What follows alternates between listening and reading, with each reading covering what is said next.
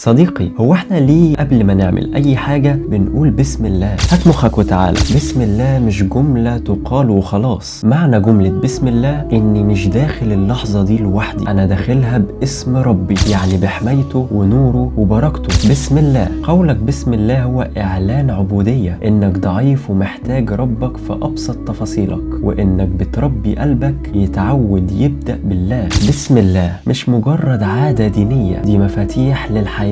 لما تقولها بتربط الفعل ده بربنا، يعني ما بتاكلش بس، لا، انت بتاكل بإذن الله. ما بتذاكرش بس، انت بتطلب علم في سبيل الله. ما بتدخلش بيتك بس، انت بتحصن نفسك من الشيطان. النبي صلى الله عليه وسلم قال: إذا دخل الرجل بيته فذكر الله عند دخوله وعند طعامه، قال الشيطان: لا مبيت لكم ولا عشاء. الشيطان في الحديث يا صديقي بيخاطب الشياطين اللي معاه، يعني هو داخل مع عصابته أو المجموعة التابعة ليه علشان يدخلوا بيت الإنسان أو يشاركوه طعامه أو يسكنوا حتى معاه. فلما الراجل يذكر الله عند دخول البيت، الشيطان بيقول للي معاه: لا مبيت لكم. مجرد بس ما تقول بسم الله، الشيطان بيتقفل عليه الباب، ما يقدرش يشاركك لا نومك ولا حتى بيتك. جملة بسم الله كل ما تقولها ربنا يكون معاك في كل حاجة. جرب كده يا صديقي تبدأ يومك بكلمة بسم الله، بس تكون من قلبك، وساعتها شوف الفرق.